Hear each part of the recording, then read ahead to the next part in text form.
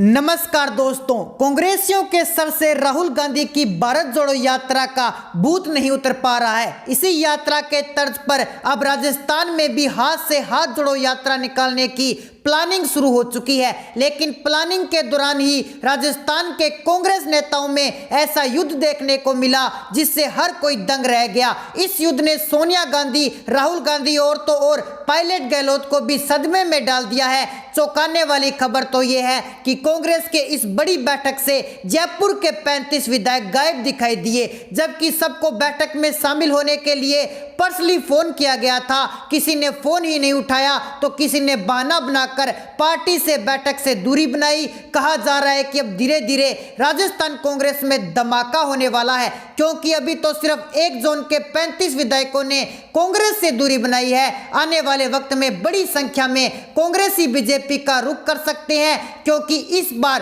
राज्य में माहौल तेजी से बदल रहा है। ना गहलोत के अरमान पूरे होने वाले हैं, ना पायलट का विमान उड़ने वाला है। इस बार राजस्थान से कांग्रेस का सफाया होने वाला है, क्योंकि कांग्रेसियों में अब भयंकर मारपीट शुरू हो चुकी है। दरअसल राजधानी जयपुर कांग्रेस के हाथ से हाथ जोड़ो अभियान की तैयारी को लेकर प्रदेश कांग्रेस मुख्यालय में बैठक बुलाई गई, लेकिन इस बैठक में अलग ही करतब देखने को मिले, जो कि बैठक में जनता से जुड़ने का दावा करते हुए पहुंचे नेता आपस में ही भिड़ गए और माहौल में तनातनी हो गई। मारपीट की नौबत आ गई, चारों ओर से गालियों की बौछार होने लगी। हाथ से हाथ जोड़ो की लड़ाई, ये बैठक एक दूसरे पर हाथ उठाने का मैसेज देती हुई नजर आई। इस बैठक में ना सिर्फ राजस्थान का सियासी पारा हाई कर दिया है, बल्कि दिल्ली आलाकमान की भी टेंशन बढ़ा दी है, क्योंकि बैठक में कई नेताओं ने अर्जुन में लटके संगठन को लेकर गंभीर सवाल उठाए हैं। इसके अलावा बैठक में पूर्व विधायक श्रवण कुमार और कांग्रेस प्रदेश अध्यक्ष गोविंद सिंह डोटासरा के बीच तीखी नोकझोंक हुई, जिसके बाद श्रवण कुमार को प्रदेश प्रभारी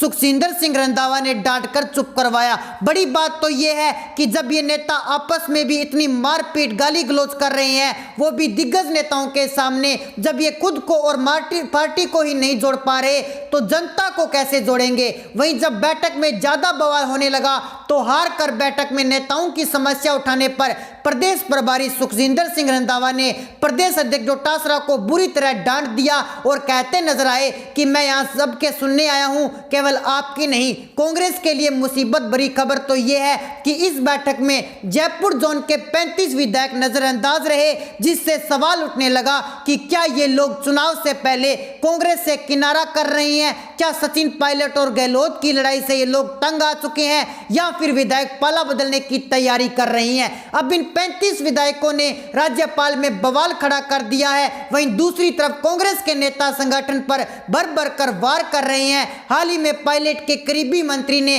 पार्टी की पोल खोलते हुए आलाकमान पर वार किया, मोदी की तारीफ की, और अब सूरजगढ़ से पूर्व विधायक श्रवण कुमार ने बैठक के दौरान कहा कि 2 साल से ज्यादा समय हो गया है, लेकिन अब तक संगठन नहीं बना और संगठन के पद खाली पड़े हैं। श्रवण कुमार पार्टी पर सवाल उठाना प्रदेश अध्यक्ष डोटासरा को पसंद नहीं आया और उन्होंने तुरंत श्रवण कुमार को ठोकते हुए कहा कि यह बैठक हाथ से हाथ जोड़ो अभियान को लेकर है, और आप बताएं कि आपने पिछले 4 साल में क्या क्या काम किया। यानी कि श्रवण कुमार पर ही सवाल उठाना शुरू कर दिया, लेकिन श्रवण कुमार मोर्चा खोलने से पीछे नहीं रहे। श्रवण कुमार ने फिर तंज कसा और कहा कि हम अपनी बात कहां उठाएं, जब संगठन ही सरकार की भाषा बोलने लग जाए तो हम कहां जाएं। संगठन के बिना कोई भी अभियान कैसे चलेगा।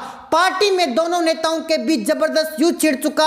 वहीं डोटासरा फिर विधायक को फटकार लगाई और कहा कि केवल मीटिंग में माहौल बनाने से काम नहीं चलता, इसके लिए फील्ड में भी कुछ काम करना पड़ता है। वहीं इसके बाद बैठक में कई विधायकों और नेताओं ने सरकार को घेरना शुरू कर दिया, जिन्हें लगातार प्रदेश अध्यक्ष डोटासरा ने टोका। नेताओं के बीच चली इस तनातनी को आखिरकार प्रदेश प्रभारी रंधावा ने शांत करवाया। यानी कि आपस में ही अब कांग्रेस नेता एक दूसरे की पोल खोल रही हैं, जो चुनाव से पहले कांग्रेस को डुबोने का काम करेगा।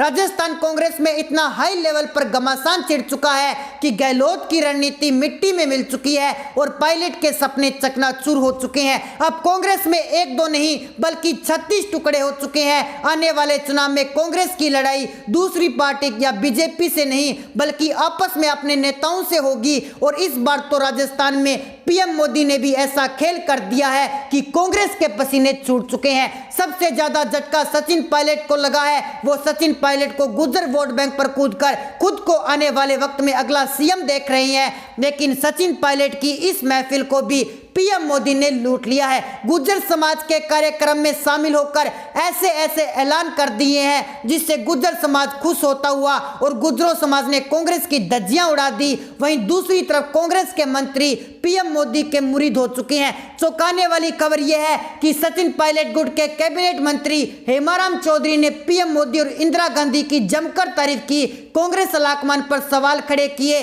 मंत्री हेमाराम चौधरी ने कहा, जिस तरीके से मोदी ने गुजरात में रातों रात मुख्यमंत्री से लेकर सब कुछ बदल दिया, लेकिन राजस्थान में कांग्रेस फैसला देने में बड़ी देरी कर रही है। एक समय था जब इंदिरा गांधी इसी तरीके के फैसले लेती थी, उसी के कारण कांग्रेस मजबूत थी। लेकिन अब जिस तरीके से कांग्रेस के अंदर फैसला लेने में देरी हो रही है, यह कारण कांग्रेस को कमजोर कर रहा है। कांग्रेस के अंदर की कमजोरी उसके गुट के नेताओं को नजर आ रही है, जिससे तमाम नेता परेशान हो रहे हैं और ना आलाकमान समझ पा रहा है और ना ही गहलोत पायलट बस आपसी लड़ाई में लगे हैं, जिसको लेकर कांग्रेसियों को पीएम मोदी और बीजेपी की रणनीतियां पसंद आने लगी है। कांग्रेस के ज्यादातर विधायक और मंत्री बीजेपी का रुख कर रही हैं। यानी जैसे जैसे चुनाव का वक्त नजदीक आ रहा है, गहलोत पायलट के सपने चकनाचूर हो रही हैं। राजस्थान कांग्रेस का यह हाल सोनिया गांधी की वजह से हो रहा है, क्योंकि सोनिया गांधी ही यहाँ के विवाद पर विराम नहीं लगा पाई। यही वजह है कि राजस्थान में